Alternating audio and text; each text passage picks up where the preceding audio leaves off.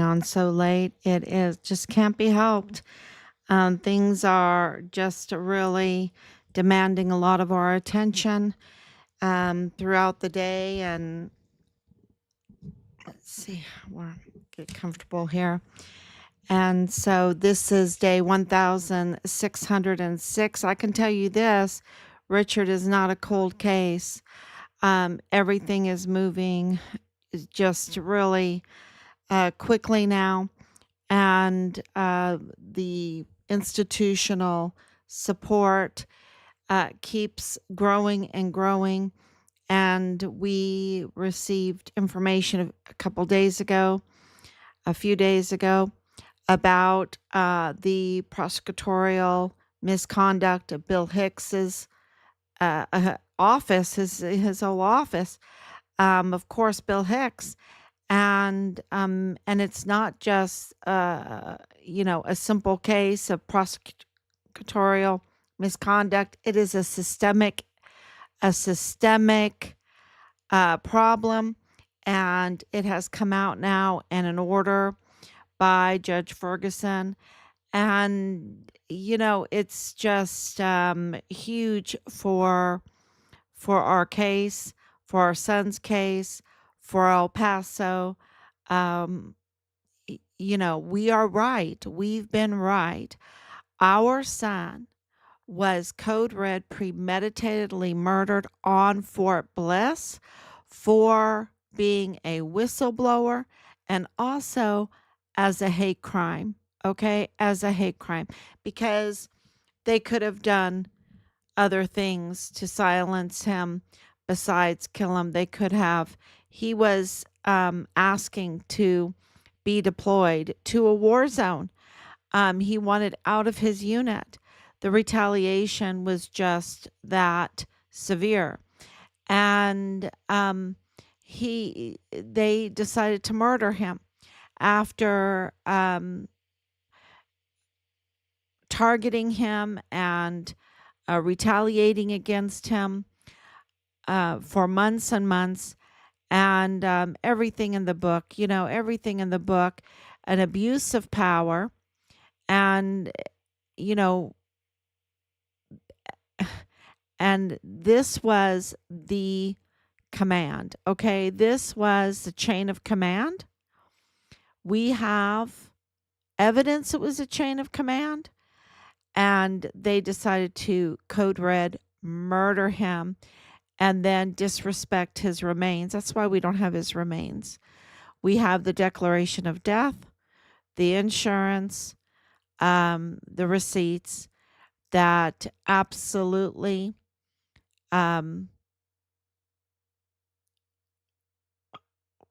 they absolutely claim that Richard was murdered on Fort Bliss. And, the insurance, they want answers. So we have been right about that. We are right about that. We are right about the whistleblowing. We're right about his unit be engaged in weapons trafficking, a lot of ammunition trafficking, okay? A lot of ammunition. And you have others saying it now too, that we're very, very low in ammunition because it's been trafficked. It's been sold off. And, if you're in the Pentagon, you are going to keep your eyes on the borders. You're going to keep your eye on California, of course. You're going to keep your eye on Washington State, of course. You're going to keep your eye on the coastlines, the eastern coastlines, of course. But the epicenter of the trafficking is Fort Bliss, in El Paso, Texas. That is the epicenter of the trafficking. And absolutely, the Pentagon has failed in doing anything about their 7 um, failed audits, right? And their border military installations that are engaging in trafficking. And we know that they are engaging in human trafficking because the reports are out there. We know that they're engaging in narcotics trafficking because the reports are out there. And we know that they are engaging in weapons and ammunition and equipment and uniforms, American uniforms. Can you believe that? That's like, here, we'll give you all the stuff so that you can be a Trojan horse. Um, it's absolutely crazy that they are trafficking um, our supplies and really they're trafficking our national security, aren't they? That's what they're trafficking. They're selling out our national security, and they're selling out our volunteer sons and daughters. And so Richard would have no part of it. He would have no part of um, them trafficking unaccompanied children, our equipment, our national security, our national future. Um, you can say, oh, these children that were trafficked were migrants. Um, but where are they? Where are they? Because these children, if they were in other countries, I'm absolutely 500 plus thousand. I mean, we just know about these 500,000 that are not are missing, right? There's more than that. But these were unaccompanied. They're taken. And how do you know that they're not going to grow up with these beautiful talents to want to come to this country legally to do some good? But no, they were taken and brought here illegally. These are children, these are minors, and they're unaccompanied. They're unaccompanied. So whoever, and now they're unaccounted for. Now we have been told that they are now mostly dead. Richard would have no part of that. No part of that. No part of selling out our future, our children, our sons and daughters. And then with the fentanyl, the narcotics, that is also harming so many families in so many ways, killing so many.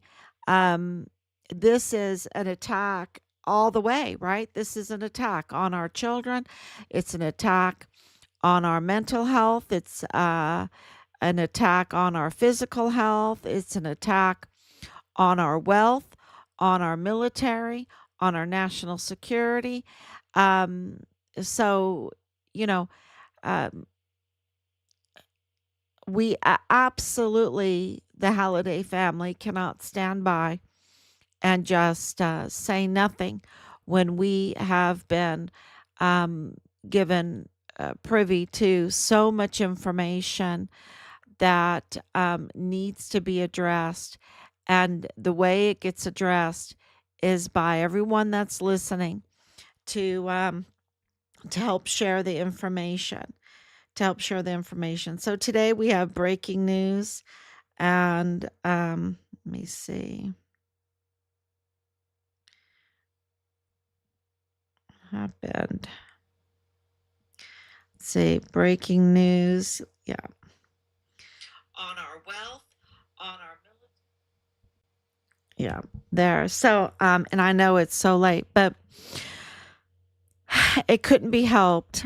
And the breaking news today is that Bill Hicks has been declared, um, not worthy to have his license. The harm that he has done to the judicial and the legal system is just unbelievable. And now we're thanking God that something has been done. Um, Judge Ferguson has put out this order. This also declares us right again, right again. We were even doing the breaking news with Loretta Lynn Hewitt's resignation in protest to prosecutorial misconduct in the office, the 34th Judicial District Attorney's Office, and we were filing um, everything that we had. Well, maybe not everything. There's so much, right? There's so much. I don't want to go blanket 100%. Let's go 99% of the violations that Bill Hicks has has engaged in, and we have filed those, and then we have reported to the media. We have reported to the media. It is very interesting that Bob Moore, he's so derelict, he's so evil.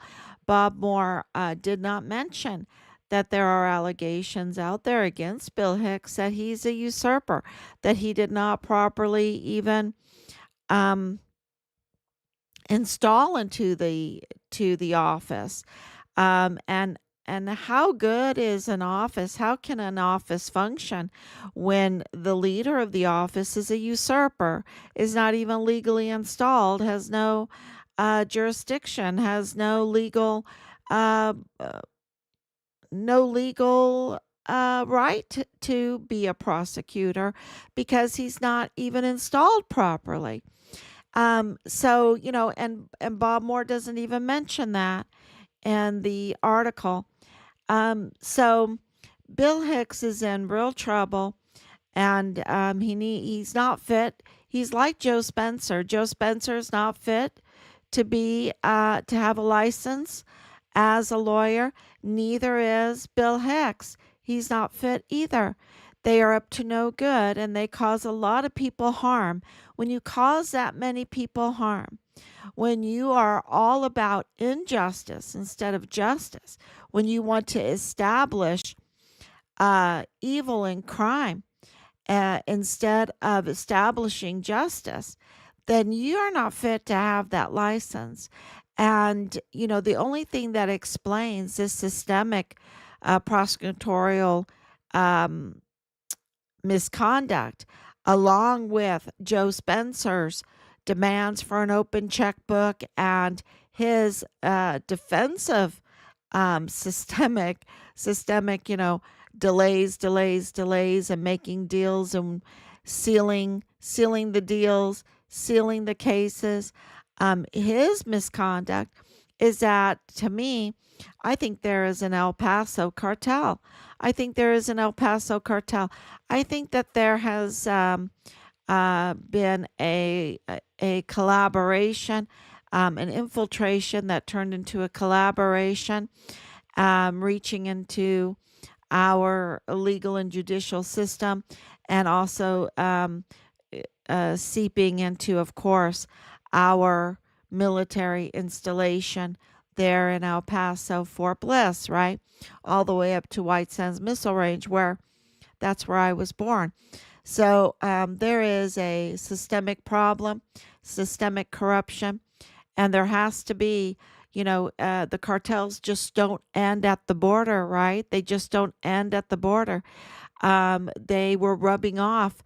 They were rubbing off on criminals in El Paso, and I think now there's enough evidence to call them the El Paso cartel, because there's no explanation for how Bill Hicks could do what he is doing with the support of Bob Moore of El Paso Matters, and then Joe Spencer not even mentioning and them working in tandem to delay, and seal these deals, and agree to more delays, and demand an open checkbook, millions and millions of dollars, and then ignore a whistleblower soldier and his reports, and then ignore um, his murder, his code red murder on Fort Bliss,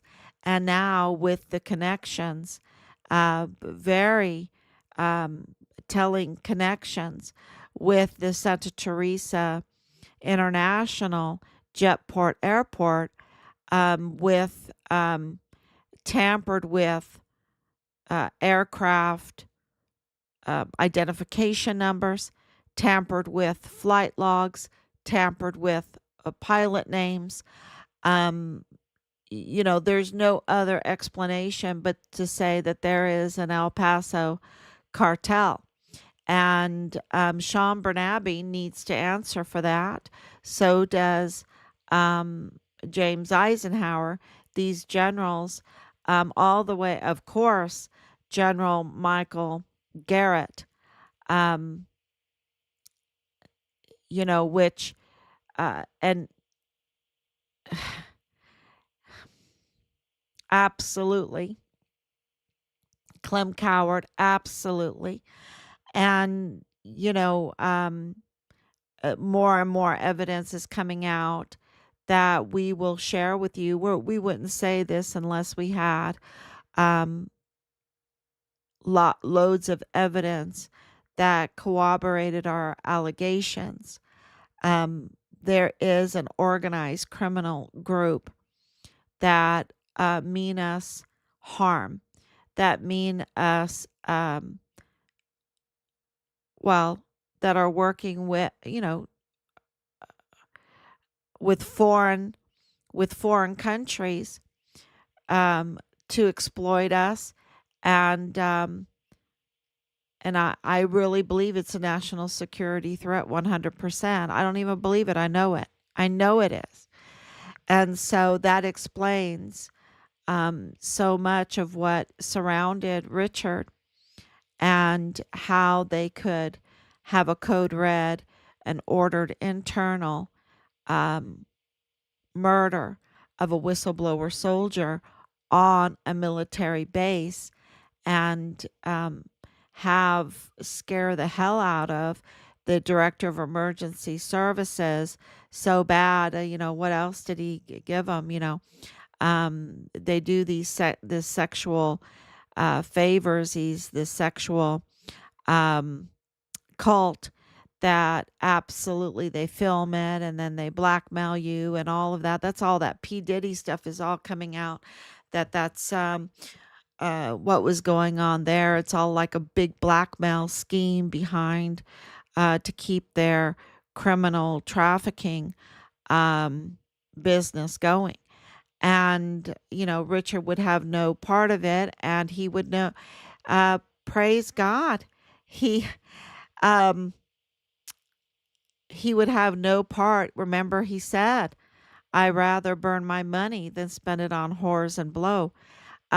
He absolutely was telling us what was going on. And he even told Belen Rocha the object of his warnings, that she should stop getting involved in that kind of work.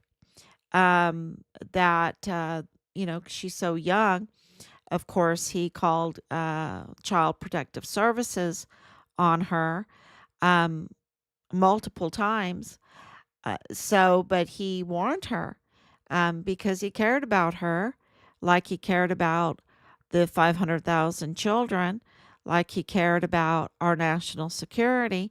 And here's this young, we have evidence, we have testimony that multiple 14-year-olds were, living on Fort Bliss, were spending the night on Fort Bliss. Um, you know, and it wasn't to have birthday parties, okay? Or, balloon, play musical chairs or stand 6 feet apart or whatever. Um, we have all the evidence of really, really serious crimes through the words of Leilani Hart that she put down on paper, notarized it, and filed it in with the FBI. So, it's all there, corroborated, established that, we have it day in and day out. The soldiers were staying drunk. We have even the soldier that deflected what is the word, over to Russia. Um, and he was saying that at Fort Bliss, the 2 years he was at Fort Bliss, he stayed drunk all the time. What the heck is going on, right? It's called the El Paso cartel. That's what's going on. That's what's going on to our detriment. And they will kill to keep it going. And that's what happened to Richard. And of course, Glennon Oakley Jr. was found dead in his barracks room in April of 2020.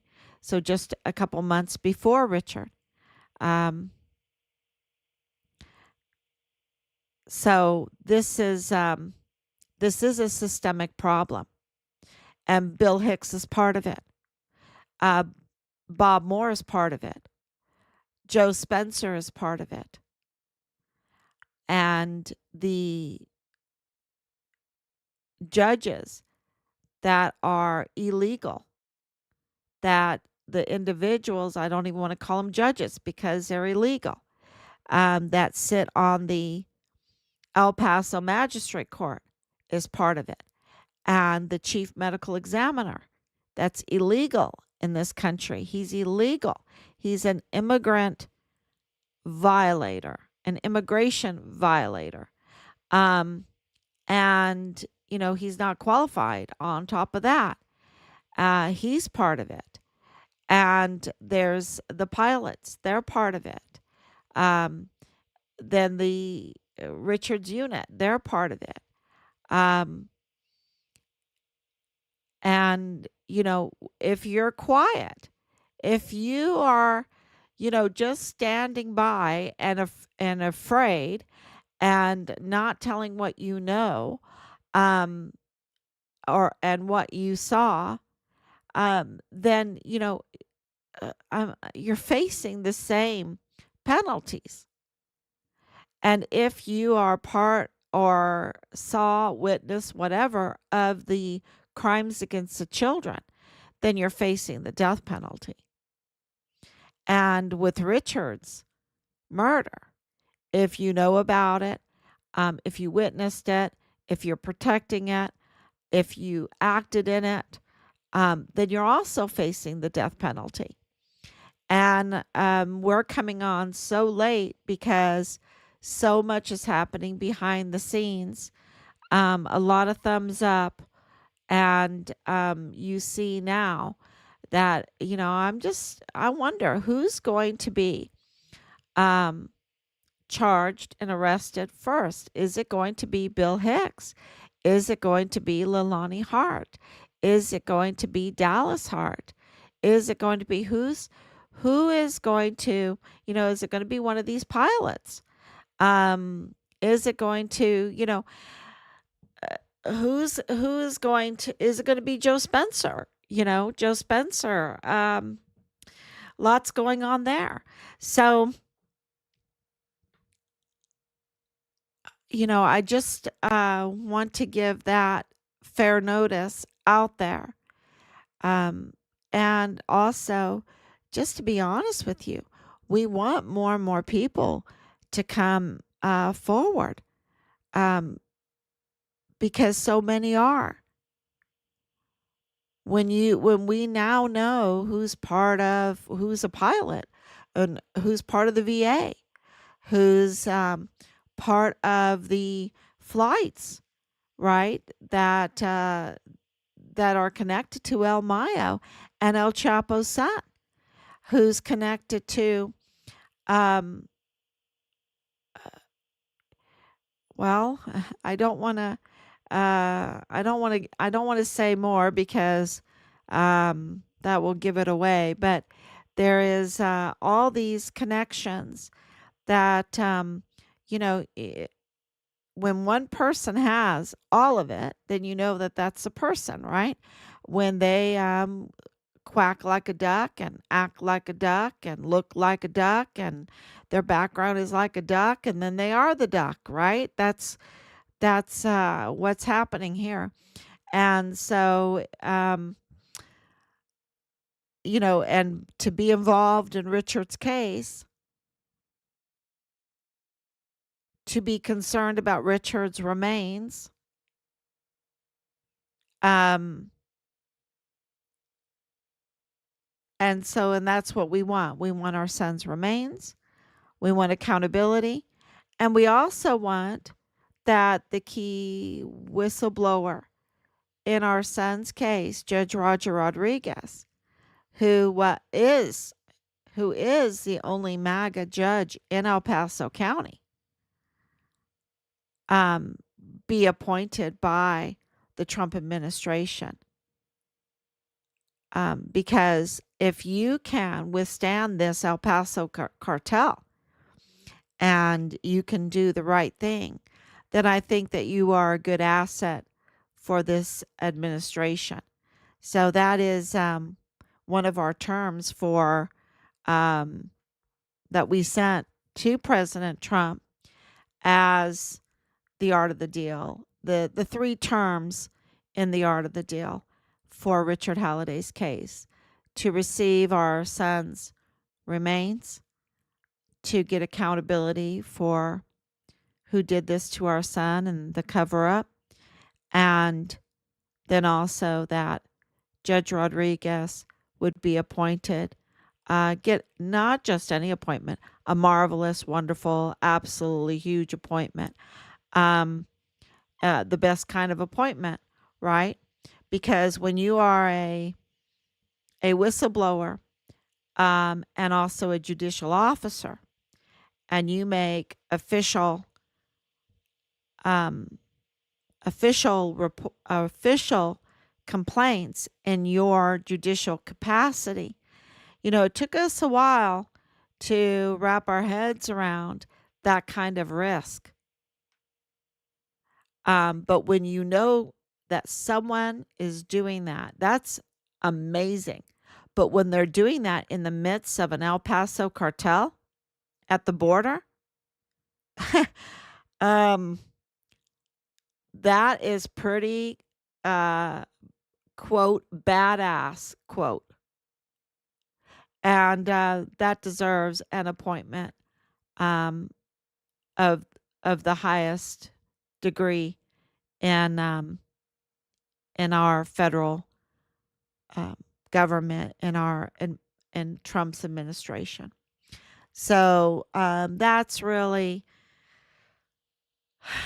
our and we thought about that a lot because we can't have these kind of criminals doing this to children, to their own children. They do it to their own children, and then they do it to other children, and then they groom them into their cartel activity. And they're up to no good. And, we're supposed to leave the place we are better than we found it, not worse. Not worse. And Rob and I went on a beautiful walk this evening, and the moon was, I think yesterday was the full moon, so it was almost full.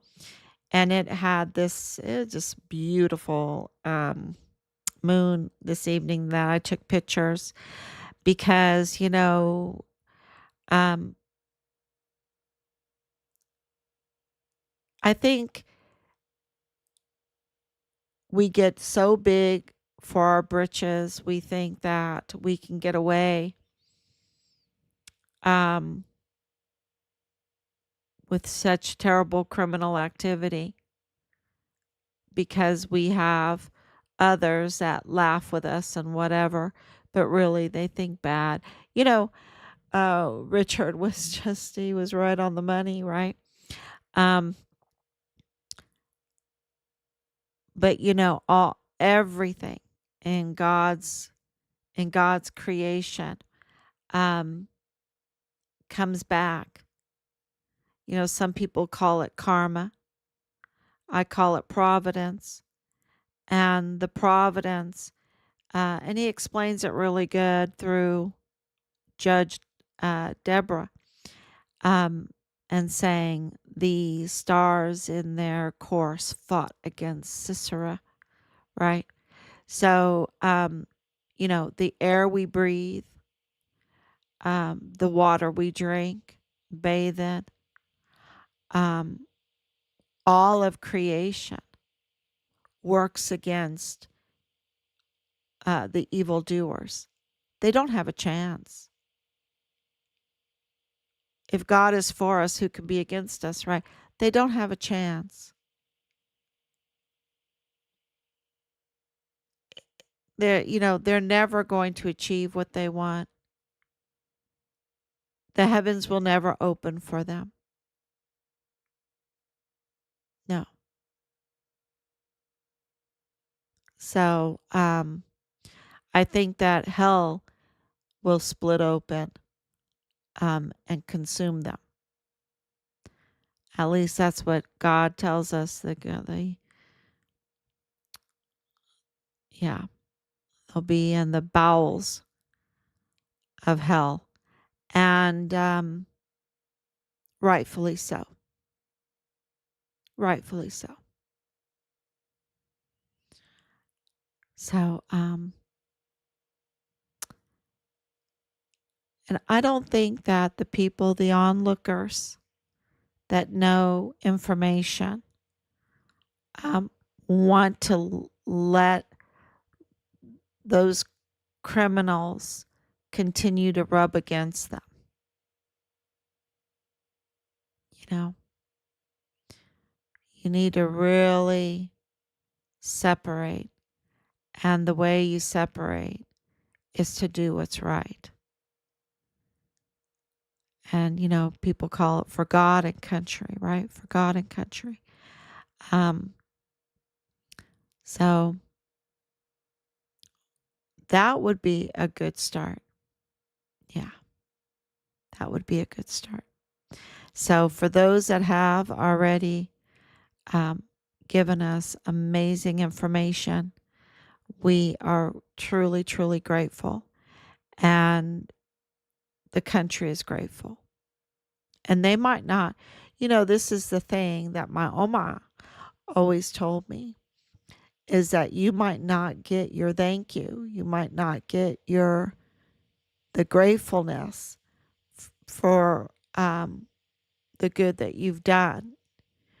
You might not even see it in your lifetime, but it's coming. It's there. And so,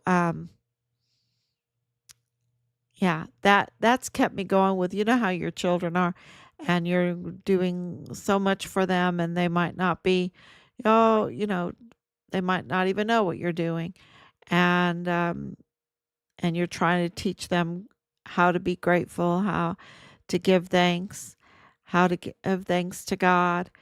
And it's a learning process.